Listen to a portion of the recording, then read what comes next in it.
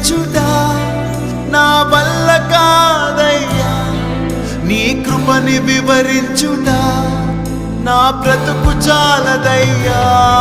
నీ ప్రేమ వర్ణించుట నా వల్ల కాదయ్యా, నీ కృపని వివరించుట నా బ్రతుకు చాలదయ్యా.